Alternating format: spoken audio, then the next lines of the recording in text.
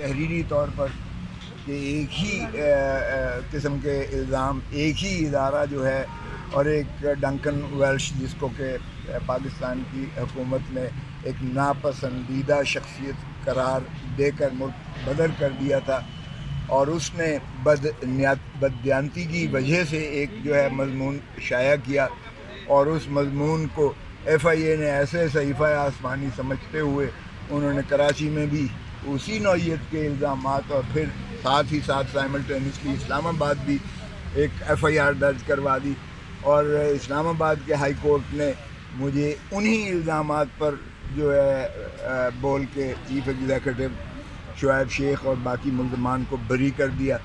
تو پھر یہاں جو کیس چل رہا ہے اپیل کا، وہ آرٹیکل 13 آئین اس کو مانے کرتا ہے کہ ایک ہی الزامات پر، ایک ہی نوعیت کے الزامات پر آپ 2 دفعہ کسی کو نہ تو پروسیکیوٹ کر سکتے ہو اور نہ ہی کسی کو سزا کر سکتے ہو، اور اگر وہ بری ہو چکا ہو انہی الزامات میں تو پھر اس کا جو ہے لامحالہ یہاں بھی ہم نے استدعا کی کہ بری کیا جائے۔ اور میں نے وہ تمام اقتباسات جو تھے مماثلت کے کہ ایک ہی نوعیت ہے، ایک ہی ایف آئی آر ہے، ایک ہی تفتیشی ہیں، ان کے میں نے ایکسٹریکٹس بھی جو ہے مندرج کیے تھے، اور جج صاحب نے کہا کہ بھائی اس کو دیکھ لیں۔ تو میں نے تو کہا کہ ان کو پہلے بھی بہت موقع دیے ہیں، اس کا فیصلہ جلدی کیجئے گا تاکہ مجھے جو ڈگنیٹی ہے میری، یعنی شعیب صاحب کی جو عزت کو بحال کیا جائے، ان کے وقار کو بحال کیا جائے۔ وہ ایک ادارے سے وہ تعلق رکھتے ہیں اور صحافت کے میدان میں ان کا ایک مقام ہے۔ اچھا لطیف کھوسہ صاحب، نواز شریف صاحب واپس آ رہے ہیں، ان کے استقبال کی تیاریاں ہو رہی ہیں، تو ان کے کیسز کا مستقبل کیا دیکھ رہے ہیں؟ بری ہونے والے ہیں وہ؟ دیکھیں، بری کرنا نہ کرنا تو یہ عدالت کا کام ہوتا ہے۔ پہلے تو چونکہ وہ مفرور ہیں ان مقدمات میں جس میں سزا ہوئی ہے، عدالتی مفرور ہیں، عدالت نے ان کے وارنٹ گرفتاری بلا ضمانت پرپیچول مسلسل جاری کیے ہوئے ہیں، تو پہلے تو انہیں ان کی جو ہے تکمیل میں اڈیالہ جیل میں جانا پڑے گا، اور اس کے بعد اگر وہ برآمد کرواتے ہیں اپنی اپیل کو اور اپنی اپیل کی سنوائی کرواتے ہیں، یا اپنی اپیل کی سنوائی کے دوران میں وہ استدعا کرتے ہیں کہ میری سزا کو معطل کیا جائے، تو عدالت کی ثوابدید ہوتی ہے کہ وہ معطل کریں۔ لیکن عام طور پر جو شخص مفرور رہا ہو اس کی سزا معطل نہیں ہوتی ہے۔ اب اس میں کیا ہوتا ہے، اس کے بعد بحث و تمہیز کے بعد ان کا کیا فیصلہ ہوتا ہے، عدالت ان کے فیصلے کو نیچے والے اکاؤنٹیبلٹی کورٹ کے فیصلے کو مسترد بھی کر سکتی ہے، اور عدالت اس کے فیصلے کو جو ہے بحال بھی رکھ سکتی ہے۔ اچھا سر، بتائیے گا، حامد خان صاحب جو کہ عمران خان صاحب کے قریبی ساتھی بھی ہیں، وکیل بھی رہے پاناما کیس میں، انہوں نے کہا ہے کہ نواز شریف کے خلاف جو سزا دی گئی پاناما کیس میں وہ غلط دی گئی تھی، وہ سب ججز جو تھے وہ مینج تھے، عدالت کو مینج کیا گیا تھا۔ کیا آپ بھی اس بات سے اتفاق کرتے ہیں؟ یہ حامد خان سے پوچھیے، میں بالکل اس سے متفق نہیں ہوں، کیونکہ میں خود اس کیس میں چیئرمین بلاول بھٹو زرداری صاحب نے ایک کمیٹی بنائی تھی، چونکہ میں سیکرٹری جنرل تھا پاکستان پیپلز پارٹی، میں اس کمیٹی کا سربراہ تھا، میرے ساتھ فاروق نائک تھے، اس میں میرے ساتھ جو ہے یہ نیر بخاری صاحب تھے، اور میرے ساتھ جو ہے اس میں یہ رضا ربانی بھی تھے۔ ہم 4 بندوں کی کمیٹی تھی جس کی سربراہی میں کر رہا تھا۔ ہم نے یہ کیسز جو ہے پاناما لیک کے سارے اس میں سپریم کورٹ تک ہم نے کنٹیسٹ کیا تھا، اور جب جے آئی ٹی بنی تھی ان کے بھی والیومز ہم نے دیکھے تھے۔ تو ہماری نظر میں تو اتنا جامع ثبوت ہے، جامع شواہد ہیں کہ، اور اس میں اسحاق ڈار صاحب کا کنفیشنل سٹیٹمنٹ بھی ہے جو انہوں نے جوڈیشل کنفیشن کیا تھا۔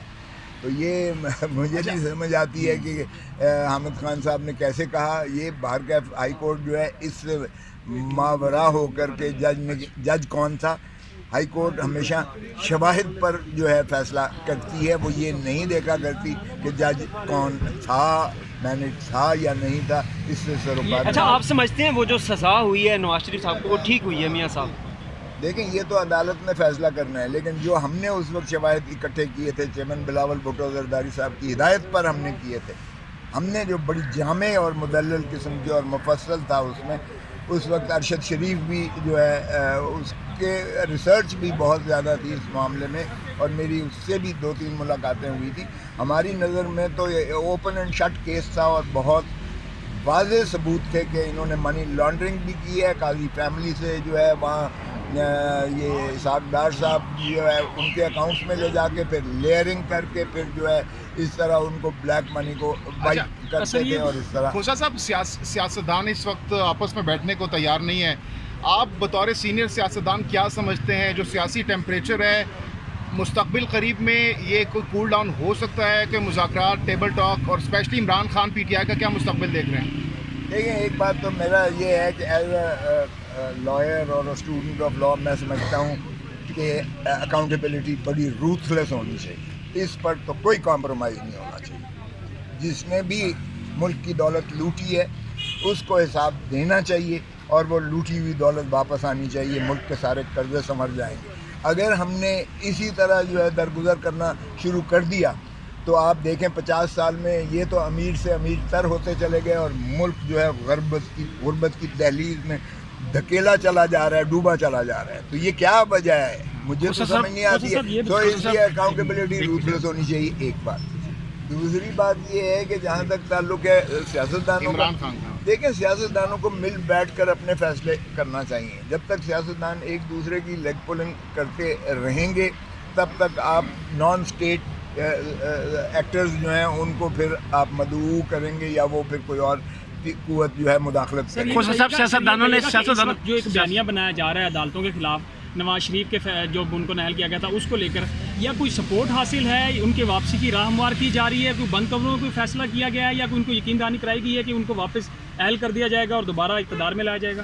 دیکھیں بڑی بدقسمتی ہے کہ ہمارا ملک تو بنانا ریپبلک بنا دیا گیا ہے کیونکہ جو شخص سزا یافتہ ہوتا ہے اور عدالتی مفرور ہوتا ہے اس کا تو بیان بھی آپ شائع نہیں کر سکتے اور وہ جو ہے نارمل رائٹس انڈر دا لا وہ منہدم ہو جاتے ہیں, اس کو نہیں میسر آ سکتے قانون میں. لیکن اب یہاں کیا کریں کہ فیصلے وہ کر رہے ہیں, چاہے وہ لندن میں کرتے ہیں چاہے وہ دبئی میں آ کے کرتے ہیں. یہ حیرت, اس سے بڑی کیا حیرت ہو سکتی ہے کہ ہم کس جانب جا رہے ہیں. کیا آپ نے جیسے کہا ان کا راہ ہموار کیا جا رہا ہے, ان کے لیے عمر قید جو ہے بندش ختم کر کے یعنی عمر بھر کی وہ ڈسکوالیفیکیشن نااہلی کو ختم کر کے 5 سال کی کر دی گئی ہے قانون میں.